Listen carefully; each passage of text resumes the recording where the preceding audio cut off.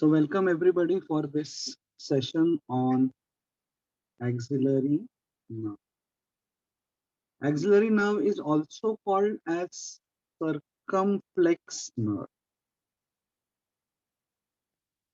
We've seen the anterior and posterior circumflex humeral artery. So now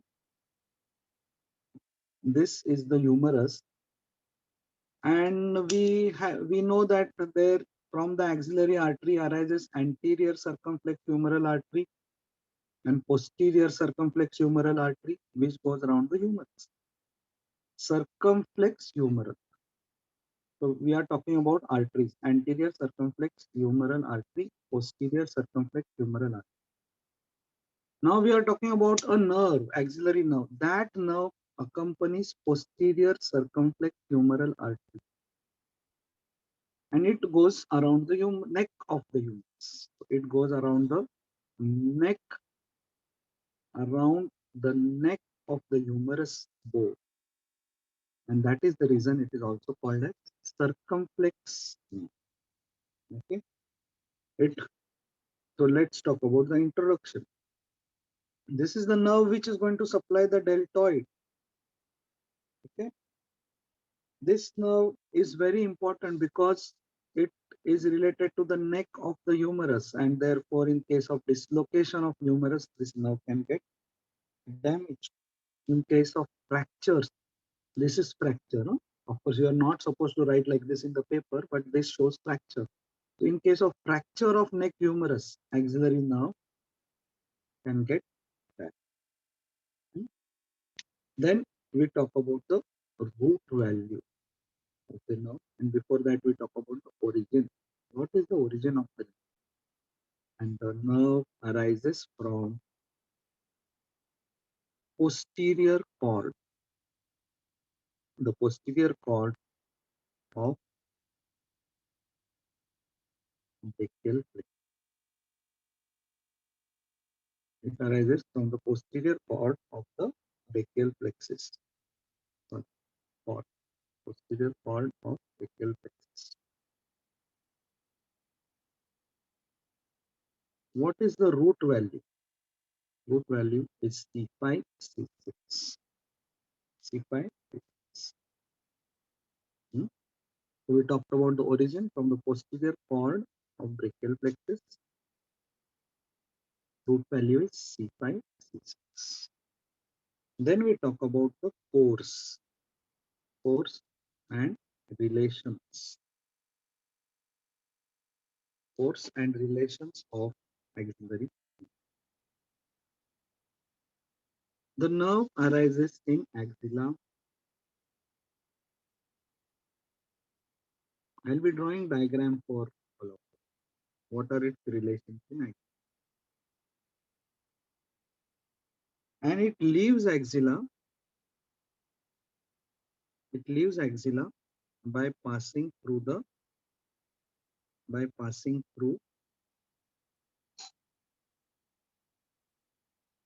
quadrangular space.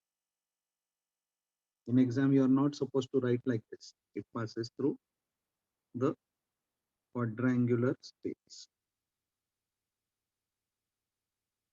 Okay. Then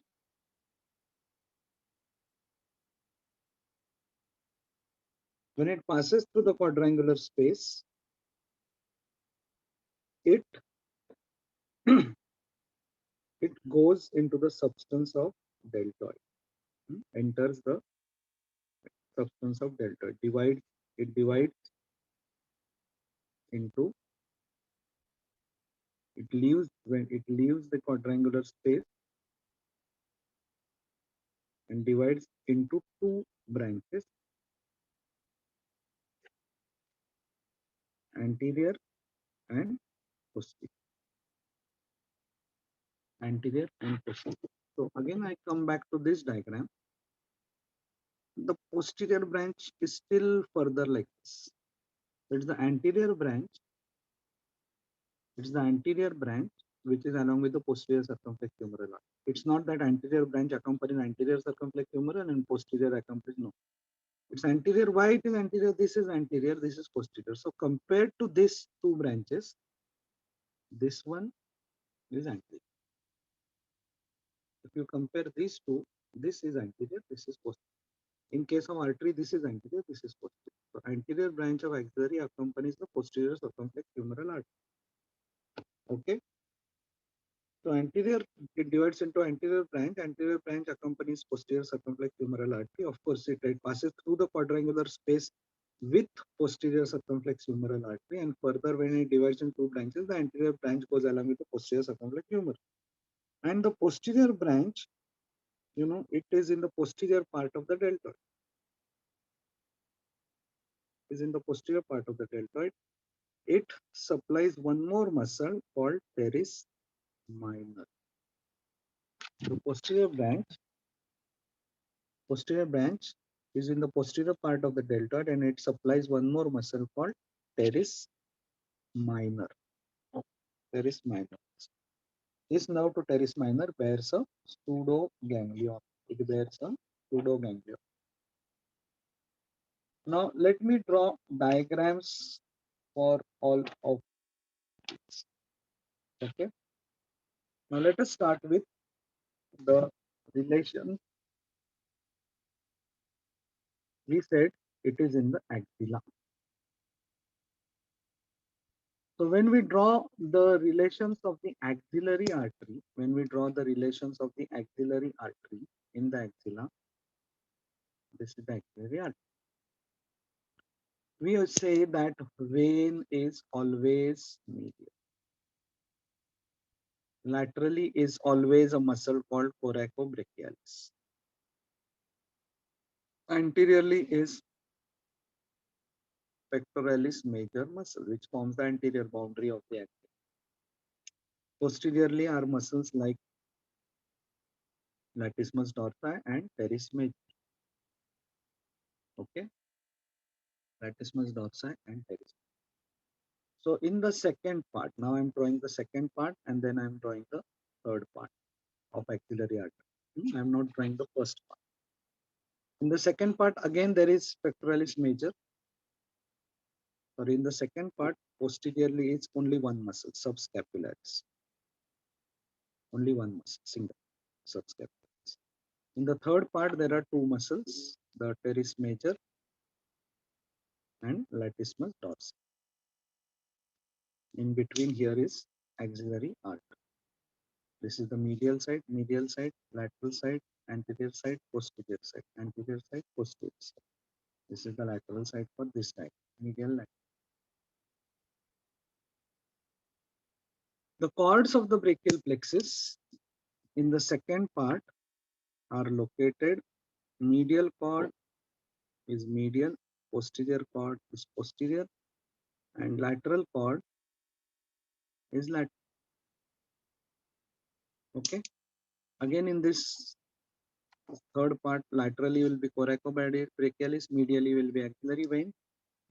Now, posterior cord we said continues as radial nerve. Lateral cord continues as median nerve. So median nerve is here. The medial cord continues as ulnar nerve. Okay, ulnar. Now the axillary nerve is a branch of the posterior cord. It's a branch of the posterior cord, and for that reason, it will be somewhere here in its location. Okay.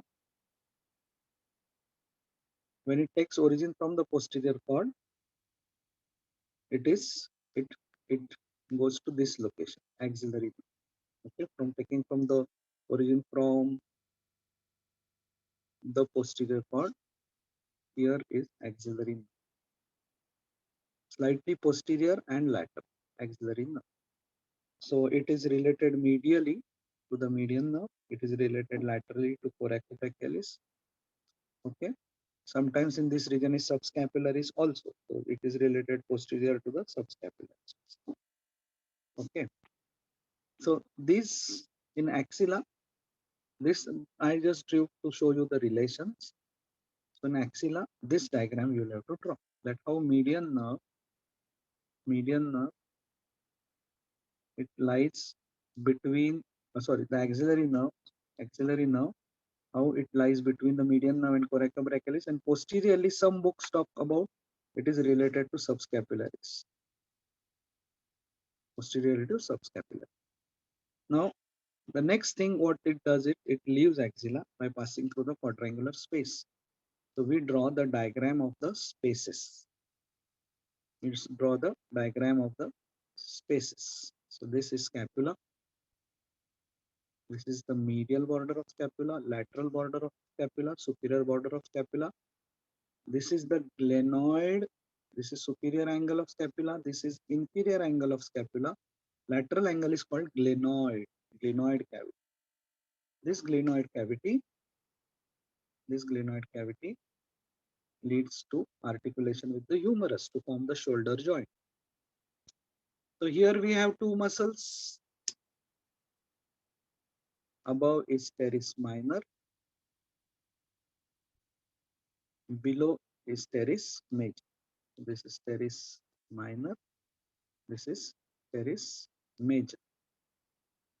And here is long head of triceps. Triceps, seps means head, triceps means three heads. This is long head of triceps. So this leads to three spaces: upper triangular, lower triangular where radial nerve and profunda brachii artery is there, and here is axillary nerve. We are looking from behind. This we are looking from behind because triceps is behind. This all is we are looking from behind, and here we find two structures coming out of the quadrangular space and going like this. One of them is an artery. So that is axillary nerve and posterior circumflex humeral artery. So this axillary nerve will be dividing into posterior branch and anterior. So this is the anterior branch and posterior branch will be slightly posterior like this. Okay. Okay. So it passes, it leaves axilla. It leaves axilla by passing through quadrangular space. By passing through quadrangular space. So what will be its relation in the quadrangular space? Below will be teres minor, teres major. Above will be teres minor and subscapulary shoulder joint capsule, and all. So all these things will be here. Shoulder joint capsule and okay. What will be its medial relation? Long head of triceps. Long head of triceps. What will be its lateral relation? Okay, the lateral relation will be the neck of the humerus, surgical neck of the humerus. Okay, so let's start writing the relations. So these relations, like in this world, relationship is a very complicated thing. Same thing is in anatomy. People hate writing, medical students, they hate writing relations in anatomy.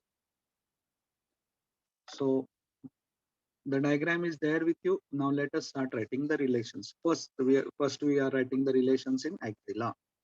Relations in axilla. Medially is median nerve. Laterally is coracobrachialis. Posteriorly is subscapularis. Posteriorly subscapularis. So these are the relations in axilla. What are the relations in quadrangular space?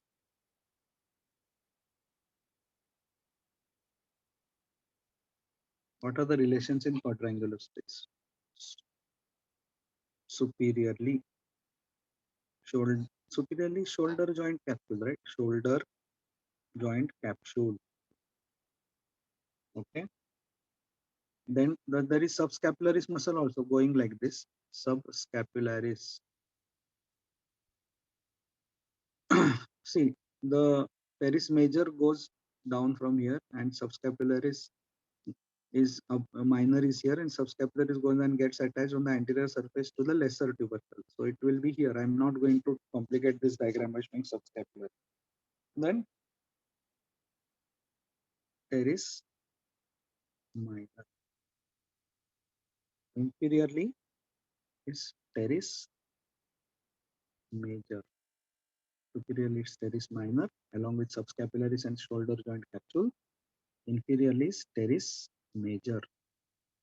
Medially. So scapula is medial, humerus is lateral. So medially. What is this? Long head of triceps. Medially is long head of triceps. Laterally, the neck of the humerus. Laterally, it moves around the neck of the humerus. Okay, it passes around neck of the humerus. Okay, now let's go to the next part. What happens? It divides into anterior and posterior branches. Now we'll have to draw a diagram where we show the anterior and posterior branch. And that diagram will be showing like this. Suppose this is the humerus, the intertubercular cell, lesser tubercle, greater tubercle. So this is the humerus. This is axillary artery. Now I'm giving you orientation. Anatomy, it's very necessary that we give orientation to each diagram. This is anterior, this is posterior. Okay. Then this is medial side, this is lateral side. Now axillary artery gives anterior circumflex humeral artery and it gives posterior circumflex humeral artery. This is posterior circumflex humeral artery. Similarly, there are veins of the same name which drain into axillary vein, anterior circumflex humeral vein, posterior circumflex humeral vein, and this is axillary vein. This is a cut section of the shoulder. Okay, medial side, lateral side. And here is the muscle deltoid. Here is the muscle deltoid.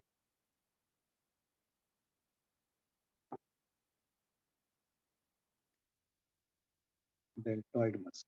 Now, muscles normally we show brown in color. Nerves we show yellow in color. Somehow I don't have yellow, so I'm showing green. But in exam, you're supposed to draw it in green. Arteries to be drawn red in color, veins blue in color. Now axillary nerve. So this is axillary. So axillary nerve divides into anterior branch and posterior. The posterior branch goes like this. So this is the posterior branch. An anterior branch passes like this here. So anterior branch is passing along with the anterior circumflex, posterior circumflex humeral vessels. And posterior branch is further posterior. And this posterior branch, the posterior branch, it supplies the muscle and it continues as upper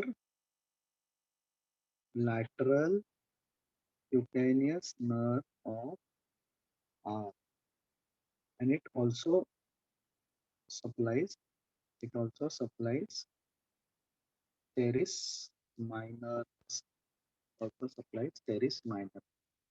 Okay, so posterior branch, it supplies the teres minor and it bears a pseudoganglion and it further continues as the upper lateral cutaneous nerve of arm.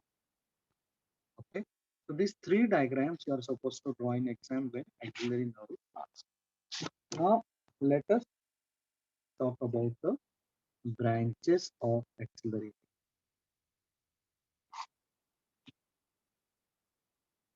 Branches of axillary nerve. Branches of any nerve are written as MACV, like there is MACD, McDonald's, there is MACV, muscular branches. So muscular branches are given to deltoid, right? Is given to deltoid and there is MAC A, articular. Articular means to the joint. So they are given to the shoulder joint. Articular branches are given to shoulder joint. Then MAC, cutaneous, upper. It gives cutaneous means those which supply the skin. Okay, cutaneous, upper lateral cutaneous nerve of cutaneous. Last is vascular. Vascular branches will be given to the closest artery. Which was the closest artery? Posterior circumflex femoral artery, which was accompanied vascular branches. So muscular branches to deltoid and teres minor, articular branches to shoulder joint, cutaneous branches, upper lateral cutaneous nerve of arm. Now I'll make it more complicated, which supplies the skin over the lower part of the deltoid. This supplies the upper lateral naam hai uska, but it supplies the skin over lower part of deltoid. Skin over lower deltoid. Now coming to the last part of the axillary nerve, and that is clinical anatomy of the axillary. Okay, axillary nerve is damaged.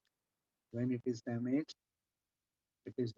in the fracture of the cervical neck of humans, or when it is damaged when injection it passes into the upper part of the deltoid. So injection always has to be given in lower part. So in case injection is given in the uppermost part of the deltoid, axillary nerve is damaged. So then what happens? Deltoid is paralyzed. So with hands, the hands cannot be lifted. Okay. So a person, when the deltoid is paralyzed, the person will not be able to abduct his hand. Okay. So in case you damage by giving injection in the upper part of the deltoid, so you may feel that deltoid is paralyzed. Okay, I did a mistake, but okay, I'm still safe because the patient cannot slap me because his deltoid is paralyzed. He cannot lift his hand, but his relatives can.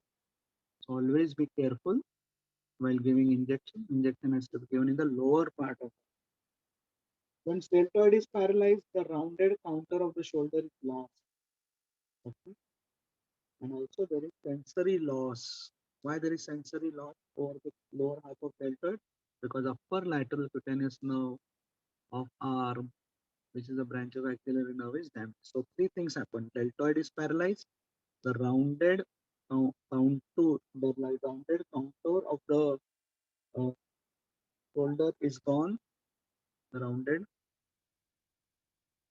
contour of the shoulder is gone.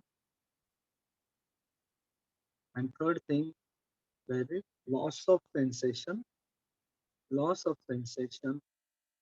in the lower part of deltoid, over the lower part of deltoid muscle. Okay, how it is damaged? The nerve is damaged in fracture of the cervical neck of the humerus or dislocation of the shoulder joint. Dislocation of the shoulder joint.